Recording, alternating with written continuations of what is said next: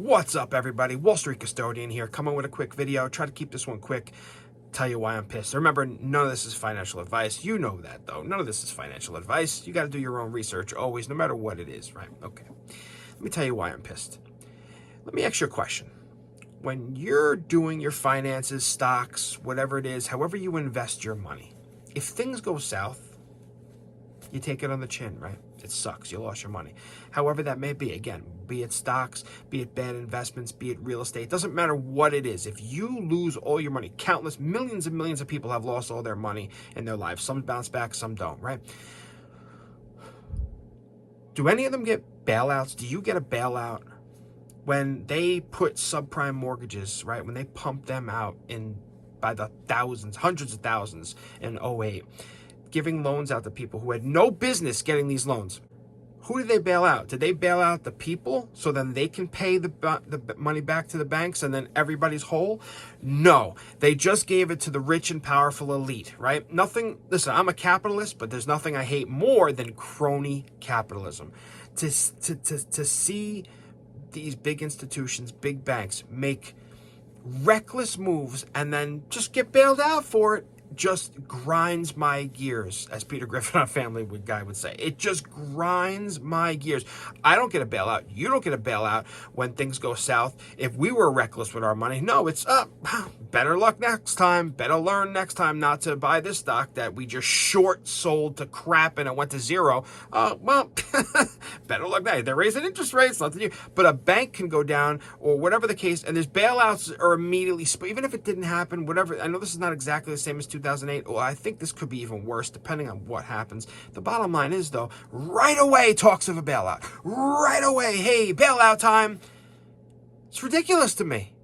This is the people who are running the country, I'm sorry, are fools. Okay, let me just read two things. And then I have some good news on the back end, because I actually think interest rates may even get paused. I don't think there's any chance we see a 0.50 interest rate hike now based on what's going on. But let me read from New York Times. Was this a bailout? Skeptics descend on Silicon Valley bank response. The government took drastic actions to shore up the banking system and make depositors of two failed banks whole, and it quickly drew blowback.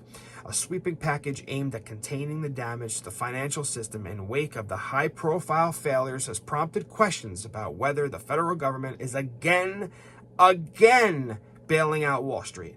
And while many economists and analysts agreed that the government's response should not be considered a quote-unquote bailout in key ways, investors in the bank's stock will lose their money and banks have been closed, many said it should lead to scrutiny of how the banking system is regulated and supervised. The reckoning came after Federal Reserve, Treasury, and Federal Deposit Insurance Corporation announced Sunday that they would make sure that all depositors in two large failed banks, Silicon Valley and Signature Bank, were repaid in full.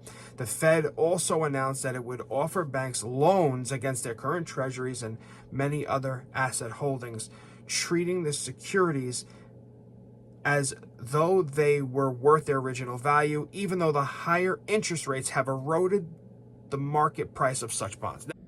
The actions were meant to send a message to America.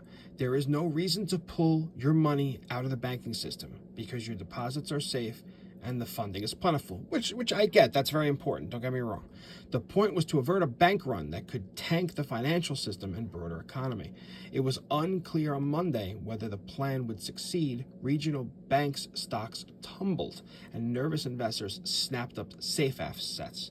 But even before the verdict was in, lawmakers and policy researchers and academics had begun debating whether the government had made the correct move. Whether it would encourage future risk taking in the financial system and why it is necessary in the first place. That's the thing. These people take crazy risks with our money. But if we take a crazy risk, we don't get diddly, right? Or if we take even slight risk or even not risks, but stocks, our investments go to crap, we don't get nothing. We're not backed up at all. So I understand it's not apples to apples, but you get the point of what I'm saying. We get nothing. There is a certain elite class that always gets taken care of, is bottom line what I'm saying here. The Fed has basically just written insurance on interest rate risk for the whole banking system, said Stephen Kelly, senior research associate at Yale's program on financial stability. And that, he said, could stoke future risk-taking by implying that the Fed will step in if things go awry. Exactly, right? Do we have that? No. I'll call it a bailout of the system, Mr. Kelly said. It lowers the threshold for expectation of where emergency steps kick in. Now listen, here's the thing. There's a lot of nuance to this, and I understand that. I fully understand that. I'm not an idiot, right? And I'm sure we all do. What grinds my gears is the quick, how fast they go to save these people, and how when we are in trouble, nobody comes to the rescue. That's what gets me. We are getting crushed by inflation like we have never seen. That's sticky. It's sticky inflation, right? It's the prices of everything have gone up, but they haven't come down. As inflation kind of cools off, has the price of eggs come down? Milk, gas, I guess, has come down a little bit, but diesel's still up, through the roof. How about everything that we need? Clothing, water, whatever the case may be, everything's still up. It'll never come down again.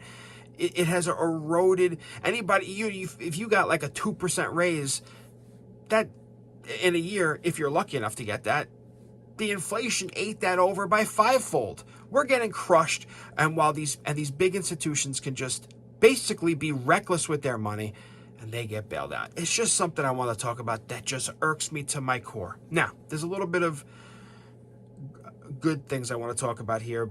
Because of what's going on, I think this is just my gut telling me here. Remember, it's not financial advice, but I just don't see how the Fed raises by 0.5.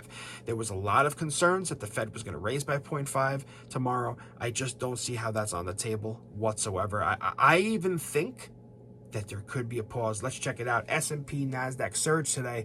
Dow adds 350 points as CPI data boosts bets for smaller Fed hike. And I'm going to add in there, plus the SBV bank situation and everything that's going on. I just don't, and I'm talking about even like the next few hikes here, maybe a small hike here, maybe even a pause here, and just, understand that there's going to be volatility and there's ways to play that, either to the upside or downside. Just be prepared.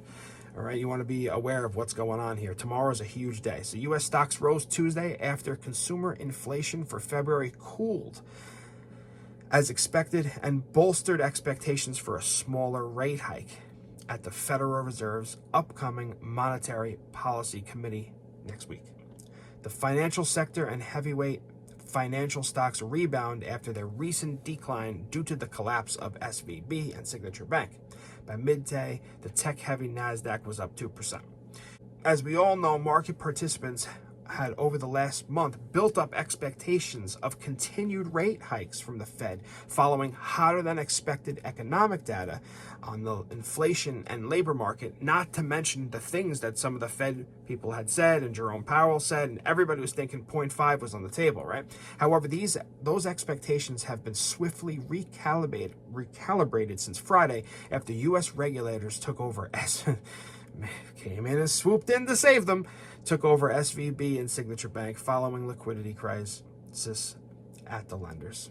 They just released the CPI numbers, confirmed that inflation isn't coming down as rapidly as expected. The hiking cycle is set to remain bumpy, that's for sure, especially after the market started to price in the end of the hiking cycle after the Silicon Valley Bank failure. Now it's up to the Fed to communicate how it can continue to hike without further damaging financial stability. This is going to be interesting what happens over the next few months. It really is. I mean, the Fed really is between a rock and a hard place. They either absolutely continue to hike hard and just get this thing under control, but you're going to have a lot of bank collapse. You're going to have 2008 all over again, right? We've all heard about this soft landing. Can they come in slow and soft? I don't know, man, but I just don't see with the SVB situation dominating the news over the weekend and bank runs and all the possibilities of these things happening. I just can't. And even they had that hearing where all the senators were grilling Jerome Powell.